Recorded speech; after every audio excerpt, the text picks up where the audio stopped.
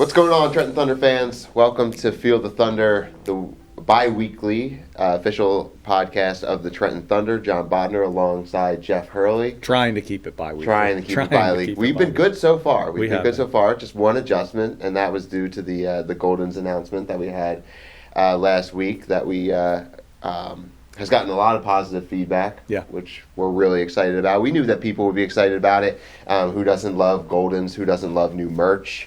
I know my phone was blowing up. I'm sure yours the same. Yep. Went over well. We had the event at the ballpark that night. We've seen countless people rocking the gear. Tom McCarthy and Greg Caserta, Dan Schweck, obviously wearing it out in the community. So we had the Goldens, but it's just been busy and all the time. Our friend TJ with Barstool, they were able to open it on their show. So it's been great. And I think the fun part was seeing people actually come to the ballpark for that event we had on release day and being in the store and physically seeing it and being able to buy it. It was really cool to see people walking around looking at all the merch. And it was a lot of fun that whole entire week of the release. We knew it was going to do well, but I think and Ben shared with us all the positivity on our social media channels, everybody liking the logo. So kind of gives you a job well done. Sure. Especially, we talked about it, a week or so ago, just like how long this build-up was and how long we've known it. And, former Thunder alumni that I've had an opportunity to talk with, it goes back even further. Like we mentioned, the drawings are for 2013. So it's been out there. I know, Mike Kearns has wanted to see this for a long time. Chris Foster wanted to see this for a long time. So it's fun, for it to finally be out there. It's also nice to have, a few extra things to wear to work. Yeah, I've been wearing my fleece a lot, so I changed it up and went back old school. I'm all golden up today. I'm rocking the polo. I'm rocking the pullover. Ben, I don't think, is taking off that golden baseball sweatshirt. No. I really like that one, too. I like that sweatshirt. I may have to I've been grab that. Spreading out my buys. I bought this the morning of the Goldens release to wear to a chamber event, and then I've since then bought my family some stuff, and I bought myself a few things. But we've got some golf tournaments coming up where we're going to be rocking the Goldens. It's it's getting the brand out. It's a tough job. It's a tough job. Yeah, it's really challenging. And now it's like the Goldens was released, and now it's like because we have such a nice pipeline of alternate identities, it's now on to brainstorming for 2025. Hard to believe, but that's kind of where we're going now. Yeah, it's fun. We talked about that, and it had been a while since we had released pork roll into the market, and we did Trueno for Copa a few years back. But this is something that really it took on a brand of its own. And it's nice to see the new gear, and I think we talked about it. The thing that excites me the most is the new color scheme, being able to see not just navy and the yellow out there, but some new colors. So really looking forward to that. It's been a lot of fun, a lot of positive feedback. Wearing those jerseys twice this year, and obviously the tradition that we have with our Bad Dogs. That's what we talked about. We talked about there's just a lot going on at the ballpark. People are constantly asking us, well, what do you do in the off season? And this off season has really been about I hate to say dragging things out. That kind of puts a negative a spin on it, but keeping people anticipating, what's next and what's going on, and as we build up to June 4th. Yeah, it's keeping it fresh too.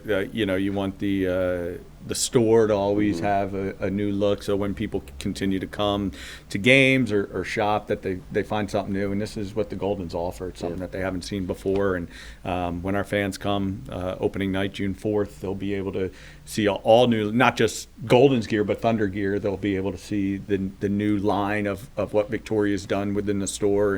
And so it's just keeping it fresh, new fun ideas to keep our fans involved and waiting for that next one. And I think we've started that, and the tradition will continue each and every year of how can we continue to keep things fresh and keep people on their toes of what are Thunder going to do next. And it's been a busy time around here. Obviously the traditional 9 to 5 workday is quickly evaporated. That doesn't really exist anymore. We're constantly working, constantly having events here at the ballpark. It was another jam-packed schedule over the weekend. Starting on Friday, we hosted Wagner for a 3-game sweep, which was great to see. In a little bit, the fans will hear from Eric Reardon, Wagner's pitching coach, and I asked him about Wagner feeling at home at Trenton Thunder Ballpark. They played, 9 games here, I believe 2 years ago it was. And they had a great success. I think they only lost one. I think they went 8 out of 9 wins there. This year, only 1 loss, and that was the double header, so kind of out of whack. Yeah. For that day, and a couple blowouts. I think they won one game 11-1. They won 8-0 yesterday.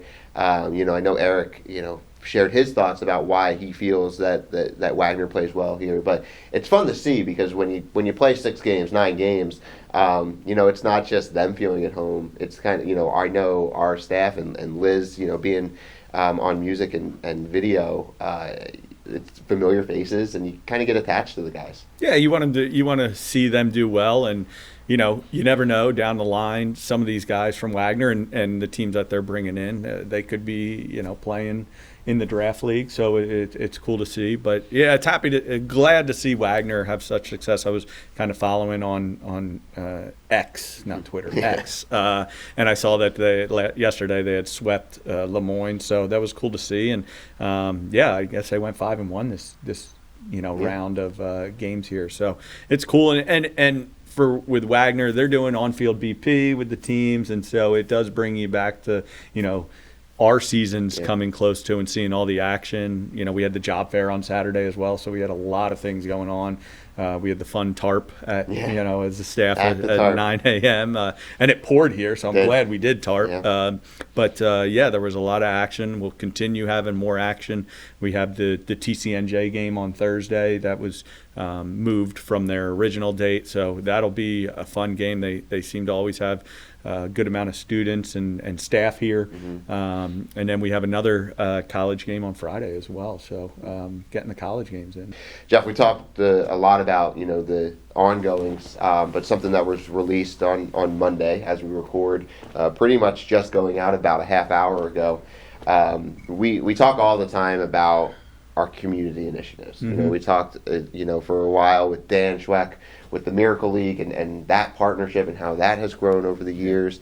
Obviously, we're very well integrated into the local Chamber of Commerce, and this is another opportunity for us to partner with a local organization, the Rescue Mission of Trenton, yep. And their New Directions culinary program. I think we were at an event. Probably coming up on a year ago now. Yeah, it was their mini golf event. Yeah, a fundraiser right at the mission. Yep. Yeah. And Chef Jeff Henderson was taking part there. Mm-hmm. And it just got the wheels spinning on, we do so much, obviously, with our food and beverage here at the ballpark on, okay, well, how can we bring this experience that we had at mini golf over to the ballpark? Yep. Specifically on our suite level. So we're excited to announce a partnership with the Rescue Mission, a partnership with the New Direction program, where they're going to be coming over, taking over our suite level for a night, all 15 suites, as well as the Prime Point Club. The meal will be prepared by Chef Jeff and their students of the New Horizons program, and it's a fundraiser for the Rescue Mission. Yep. We're excited to get Barrett Young, their CEO, out here to the ballpark. We have a pretty heavy hitters list of VIP that will be in our Prime Point Club. Excited to show off this program to really help make a difference in these people's lives. Yeah. And what Barrett's doing over there is inspiring, and I'm sure we'll have Barrett on at some point to talk more about not just this event, but what he's got going on. Chef Jeff. Yeah. If you haven't, if you don't know who Chef Jeff is, just Google him. Yeah. Awesome Impressive. Story. Makes phenomenal food. But excited to get this program again, something we've been working behind the scenes on, and excited to get this game out there. Yeah, I think when we went to that event, you came up with the idea of how can we do something in conjunction with the Rescue Mission, raise awareness, raise some funds as well, and we came across this program that they were talking about at the mini golf with Chef Jeff, and so we sat down with Barrett. We were able to get a tour of the Rescue Mission and just come up with this idea. And now, after months and months of talking, it's finally out there, but. It's going to be. I was able to attend the last graduation of this program, and it was very, heartfelt, and it's just a great thing that we're doing, partnering with the Rescue Mission to raise this awareness and be able to serve some of this good food that they're creating. And I'm excited on July 23rd to see this program go to work at the ballpark, and even in the Prime Point Club with our VIPs, Chef Jeff, and some of the students are going to be doing live demonstrations. So it's exciting, and Barrett does a great job over there at the Rescue Mission. They're certainly a friend of ours and of the Trenton Thunder, and it's just an exciting program to bring to the ballpark. And raise awareness for the rescue mission. Yeah, so just to recap, obviously you can find all this information at TrentonThunder.com. But you mentioned Tuesday, July 23rd. It's a 7 o'clock game. Gates will open for our suite holders at 5:30. And like I mentioned, it's going to be in all 14 single suites, as well as our Fanatics Clubhouse and the Prime Point Club for our VIPs and the rescue mission with the live demonstrations. But fans will be able to enjoy a delicious menu, and I'm hesitant to read this off here as we're recording at 10:30 in the morning because it's not quite lunchtime yet. But braised barbecue brisket sliders with melted jalapeno jack cheese, and then New Orleans jambalaya, shrimp, chicken, and sausage. We'll have a vegetarian option available. Yeah. And then the VIP room, they're going to be cooking up duck fat scallops and spicy corn sausage mix. So really excited for that menu. Now I'm hungry. Yeah. So really excited for that event. And like I said, some of the proceeds for each suite are going to go right back to the rescue mission, but we're going to be doing some creative things on the suite level to help them raise additional funds. Barrett and Chef Jeff will be going from suite to suite to inform the suite holders that night just about what's going on. Yep. So that we kicked it off Monday morning with the announcement, but tickets for that event will officially go on sale Monday, April 29th. This week here, the board of the rescue mission will get first kind of right of refusal for a suite for that event. So they'll get their first chance, as well as some other VIPs that we may be looking to bring out. But 10 o'clock on April 29th, the remainder suites will be available. And it's just, again, another opportunity for not only us, but our fans to support a local community-based organization and really, really make a difference in people's lives. Yeah, we bought our suite as well, so we're going to be able to invite some of our sponsors and partners. But yeah, it's all about, we continue, as we were meeting with Barrett and Chef Jeff, we continued to just say the awareness part of making what this program is doing, making people aware of what's going on, and hopefully that equals them opening their pockets and making donations to the rescue mission. But certainly excited. I mean, that menu sounds amazing. I can't wait to try it. And if it's as good as what the food was at the mini golf event, they're going to be all right. And if you haven't seen it yet, go on our social and watch the video that we put together for the release itself. Liz and I got to go to the rescue mission and interview not just the people in charge of the rescue mission, but the people in the New Directions program and what it means to them and what it's done for their lives. And they sounded really excited to come here and continue the program. Yeah, Jeff, you mentioned like the awareness piece being such a big part of this. I think, just since we've developed the idea of this event, obviously we've known Barrett, we've known the rescue mission in Trenton, but it was really not until that mini golf outing that I knew, some of the details of this New Horizons program. Liz and Ben getting the opportunity to go over and hear more about their stories, is really cool. It's eye-opening. There's just so much going on in our community that we can use our platform to bring light to. Yeah. And that's what I'm excited about as well, because, people probably drive by the rescue mission every day and just know it for what it is or know it based on perception. But now we're bringing, a new light to what they do and putting it on display for our fans. And again, you mentioned the food, but also just the behind the scenes of what's going on. And I think that is going to be the most impactful piece for the fans that are in attendance in the suites that night, is going to be that 5, 10, 15-minute interaction with Chef Jeff and Barrett in their suites. And I think they're going to be open to. But, a little sneak peek with the video that Liz and Ben put together, and I think it's really going to grab a hold of some people. Yeah, and getting to know Barrett more and more. He's been around the rescue mission for a long time with his mom as the former CEO. So we've been able to, and me being with the Thunder, I knew a little bit of the rescue mission, but not everything, and just being able to communicate with Barrett and him tell us stories and give us the background of the rescue mission. It was great to hear and listen and learn, and now we get to be a part of something and make this event at the ballpark a great piece and partnership between the Thunder and rescue mission. So certainly excited to get this going, excited to try the food, excited to bring this to the ballpark and be able to have some of our fans be a part of it as well. Yeah, and one last piece of news before we head over to our interview with Eric Reardon, the pitching coach of the Wagner Seahawks. We announced our own coaching staff. We did. We haven't even touched on that. A few familiar faces and one new one. Obviously, we about a month or so ago, probably a little bit longer at this point, announced our manager Adonis, who will be rejoining our Thunder staff. Now elevated to the manager position.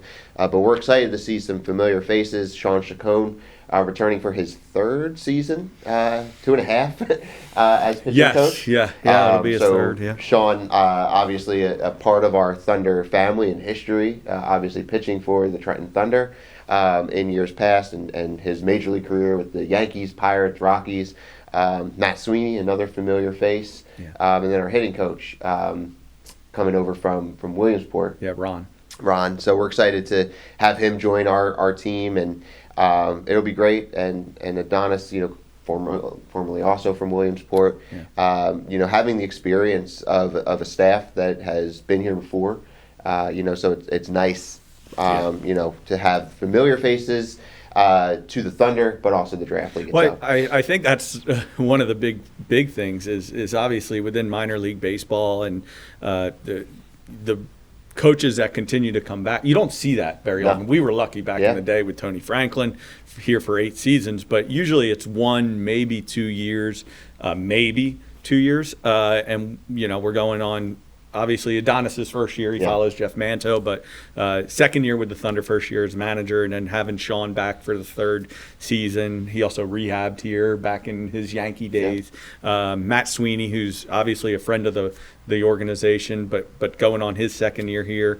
Ron's been in the league for a couple years. It'll be his first year in Trenton, but Williamsport played here quite a bit, so Ron is familiar with the ballpark and the organization, and it's exciting to have these guys. They all have a great professional background, and then great coaching experience as well to bring to the first half and the second half. And what Sean did with that pitching staff in the first half. I think we had 8 guys, 8 pitchers drafted, and then we were able to get a couple guys through Matt's reign signed as free agents. So looking forward to see our rosters. Hopefully will be out soon, or at least we'll have an idea of who we may or may not have, and then we'll slowly release that to the public as they get deeper into college season. As those rosters get more concrete. But we're almost there. It's hard to believe.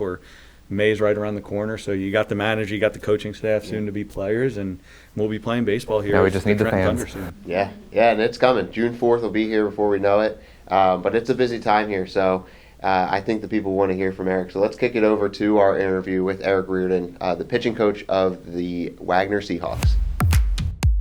Excited to be here with Eric Reardon, the pitching coach for the Wagner Seahawks, who have made a home away from home here at Trenton Thunder Ballpark. So Eric, first off, thank you for carving out a couple minutes to talk to me and the Thunder fans that are listening in, but excited to have you on. Yeah, thank you. It's my pleasure. Definitely excited to be here. Always excited to come down to the ballpark here in Trenton and spend time on the awesome field you guys put together for us. So. Yeah, we were chatting a little bit before we started today. You're a Jersey kid.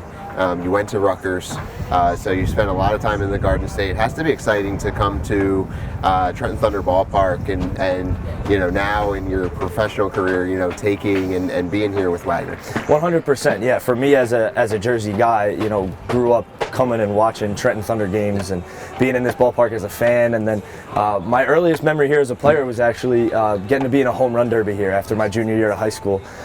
So getting to come back here and coach the guys and make mound visits and be on the field as a coach is something that's really cool. So I got to ask, you spent most of your career as a pitcher. How'd you do in the home run derby?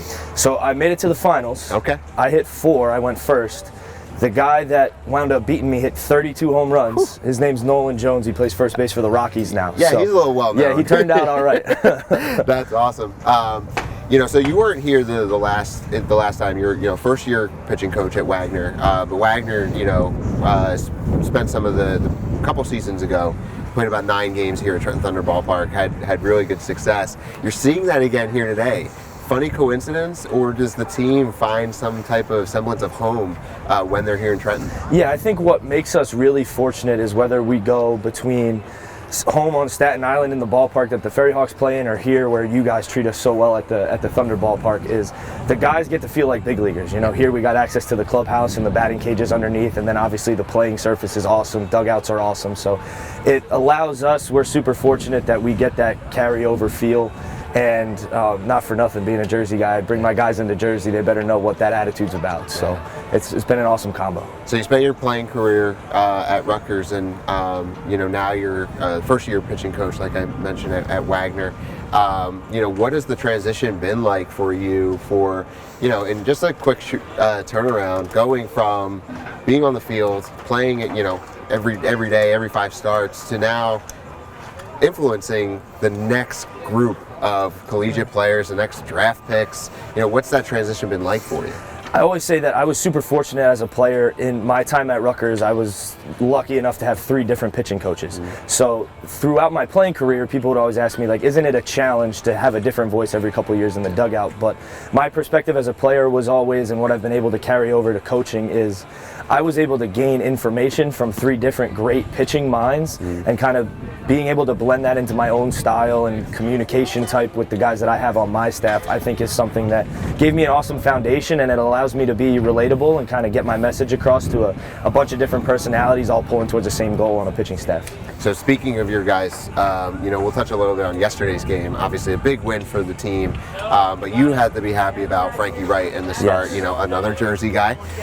You had to be happy with what you saw yesterday. Yeah, 100%. Frankie went out there, and even on a day where he didn't have his best stuff from the outset, he settled in and had an outing that reflects the type of talent and the type of work ethic and perseverance that he carries with him. So I think his attitude on the mound speaks to his Jersey guy type of mentality, but I think Frankie put himself in a position yesterday where he dropped his conference ERA below 2, and he's got 4 wins in conference, 5 wins in conference now after yesterday. So he's been on a really good roll here. He works his tail off to make sure he can stay at a really high level, and it's awesome to see him reap the reward of that with a good performance like he had last night. And we have 2 more games at Trenton Thunder Ballpark, obviously just a couple hours away from first pitch here today. As you continue on through this weekend, how are you feeling about the pitching staff, moving forward through the weekend, and what's the outlook for Wagner, the rest of the season? Yeah, I think we have a ton of really talented guys on our staff. We have a ton of good leadership, and we have a ton of guys that work really hard. So it makes me fortunate as a pitching coach where we have guys that have some super ability. It makes me really fortunate that I have guys with leadership mentalities, guys like Frankie Wright and Connor Hayden and Alec Burnett and Julian Chabot that go out there and kind of give direction to the younger guys and set a really good example for the younger guys to follow. And it all goes back to that work ethic where these guys are getting after it day in and day out. I don't really have to hold their hand. I just kind of lay out the path for them, and they do what they're supposed to do. So I felt really fortunate about the guys I have, and that gives me a lot of trust as a pitching coach in their ability to go out there and execute, trust what they have, trust their preparation, and get the job done. So, managing a pitching staff and managing, just being at the collegiate level, you're still early in your career, but NIL has had such an impact on college athletics. And that's probably a year-to-year thing, dealing with new guys coming in, watching guys leave. Obviously, as an outsider, and our fans can probably relate most to college football, college basketball, and just the transfer portal and the impact that that's had on football and basketball. Can you speak a little bit to what it's like on the baseball level? Because it's not, it's not as in the media. Right. How has it impacted, you guys and Wagner and the college baseball showcase? I think NIL is a big deal because it's been a long time coming where these college athletes need the ability to get some money profiting off of their name, their image, their likeness, stuff like that. So for them to have that opportunity is great, whether it's from the apparel that's got their name and number on it to anything with these brand deals and commercials. So for those guys to have that opportunity is an awesome thing for them. I think how it relates to us in baseball is transfer portal, like you mentioned. So our culture and our environment that we try to set up is a place where we're going to put a serious emphasis on development. We have a guy like Ryan Bilka who was a weapon out of the bullpen for us the second he came to campus. He's continued to work hard in our environment of development and put himself in a position where he's become a really successful starter for us on the weekend. So, Ryan's one of a number of names that we have of guys that are examples on our team, but I think we have that pitch that we make, we have that environment and that culture that we try to set up here where guys want to be at Wagner. We went through the recruiting process, guys always talk about finding a place that's a good fit. We want to make sure we're as good a fit for the player as the player is for us, and then when we can have that mutually beneficial relationship where we're worried about you as a player, as a student, and as a person, and we can focus on development and continuing to get you better. Our calling card is that we want guys who want to be here and we want to create a culture that they want to be in. So we're certainly thankful for the opportunities that our guys have, and we want to just create a place for them here at Wagner where they enjoy it and they want to stay and continue to succeed in the green and white. Awesome. Do you feel any outside pressures as a coach, making sure a guy gets enough innings, making sure that, you're developing them, obviously you want to take them to the next level. But, in this day and age, like with the portal, guys going in and out, is there an added level of pressure to make sure that the guys are staying happy, or is that just totally something that's just out of your control? I think in general, you want to create an environment where your players are going to enjoy their time on your team. So I don't know how much the transfer portal and NIL has impacted that other than putting it into the public eye. I think the goal should always be to create an environment of success and hard work and development while also figuring out a way to work enjoyment into that formula as well. So I think other than just this nature of guys jumping into the transfer portal and the nature of the beast that comes with that along with NIL, it doesn't take away from the fact that we should be creating an environment where our kids are having a great time doing it while they're getting better and winning some ball games. Awesome. So we've touched on Jersey guy, Rutgers. Fun connection between yourself and the Trenton Thunder. You're a former teammate of Chris Brito. Chris, obviously a stud for the Thunder last year. Everyone shocked in this organization, outside of this organization, that Chris went undrafted, in last year's draft. Ended up signing with the Staten Island Ferry Hawks and picked up where he left off in Trenton with his success. Talk a little bit about your time with Chris in college. As we were talking, you played against him in high school. Talk about the development you've seen from Chris, and are you surprised at all to see the success that he's having at the next level? Yeah, right off the bat, certainly not surprised at all. As long as I've known Chris, he's been an awesome baseball guy who really, really knows how to hit and has some pop in that bat too. So we had the same confusion that everybody around here did, seeing the draft go by, even after his junior year at Rutgers, and him not getting picked up because we all knew how talented he was. And my first memories of Chris are, the all-conference team in the GMC up in Middlesex County, his freshman year, where he's this giant 13 or 14-year-old hitting home runs at the high school level right off the bat. So seeing him do what he's done as successfully as he has for as long as he has, it's so awesome to see him finally get a affiliated ball opportunity, and it's been awesome to see just the different amount of people and fan bases that he's touched along the way as he's succeeded across all levels in our game. Yeah, it's awesome. And just talking with our former manager Jeff Manto, like the guy can just flat out hit. Yeah. And there is room for somebody that can just flat out hit. So Absolutely. We're excited to watch Chris and him continue to go. Eric, I'm curious to hear your outlook on the MLB Draft League as a whole, and the impact that it can have on guys.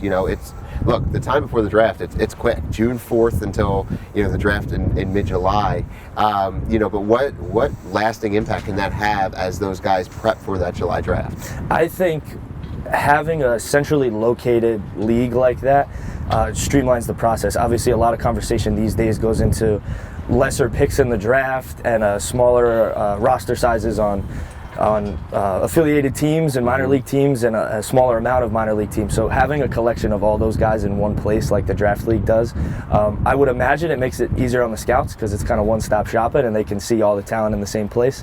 And by the same measure, you get to show off your craft against the best guys in your draft class.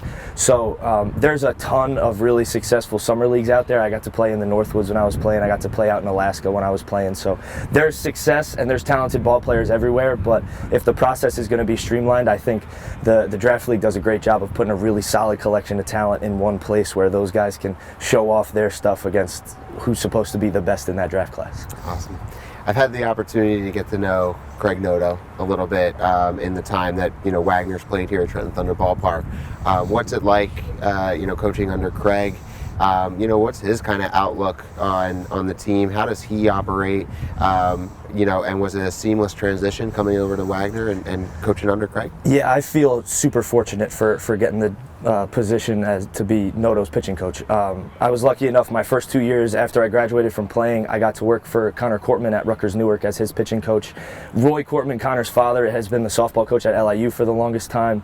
Noto, when he was an assistant at LIU, got to know Roy. So from a transition standpoint, it certainly feels pretty seamless, like a big family affair where working my way up through the ranks through some really good connections I've been lucky to make. But it's been great. The standard that Noto sets for his team is super high, and as a young coach, it holds me really accountable to be on top of my preparation, be on top of my development and my plan with the guys. So certainly some high standards. Like we have guys like Frankie Wright and like Connor Hayden who are both fighting that 2.0 line in their ERAs. We got a guy in Alec Burnett that's second in the conference with 4 saves already. And then from a technology standpoint and development standpoint, Noto's given me everything I could have asked for as a coach. We're in on True Media with our scouting reports. We're in on 4D motion to get these guys moving correctly through their mechanics. He raised some money for us to get a TrackMan in the off season, so we're in on the development from the spin rates and the velos and all that tunneling stuff that has become super big in pitching these days. So everything I asked for, he said yes to. So I feel super lucky about that, and certainly a ton of appreciation for him, giving me the opportunity to do this at 26 years old, and also for his guidance and for his high standards, keeping me accountable and putting our guys in a position to succeed. So you mentioned only 26 years old, pitching coach, first year at Wagner. What are some of your career goals as you look forward and possibly next steps? Are you interested in is it pitching coach? Is it manager? Is it MLB? Is it staying in college? Where do you kind of see yourself as you grow your career? I always have a difficult time answering that question. My goal right now is to go out here and get these boys to win a game today. I think as much as it sounds like a generalized answer, I love the game. I love coaching. I love being on the field and getting to work with pitchers and getting to work with guys in a baseball setting. So I think my goals for right now into the future are just to do the best job I can where I'm at, kind of be where my feet are, kind of a thing. And hopefully looking back 30, 40 years from now, we can say that the music took me somewhere good. So awesome. So I have one last question for you, because I know you got to go throw some BP and get ready for today's game. And I'm a little nervous of your answer just because you are more of a North Jersey guy.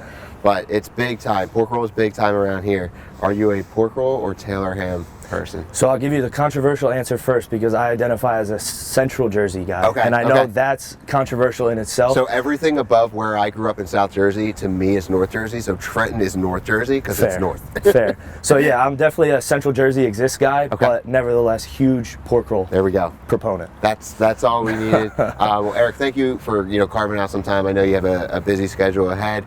Best of luck, not only today and tomorrow here in the final 2 games at Trenton Thunder Ballpark, but of course the rest of the season and of course in your career. Over the time here, it really has, not just for the players, the Trenton Thunder staff, the Trenton Thunder community have looked at Wagner as, this is your home, and we want you to feel at home. So it's been awesome. I know, along the way we've made some great relationships with the coaching staff, the players. You guys were even out here helping us tarp last night, which was it just shows the commitment. So we appreciate everything that you guys do on the field, off the field, for us.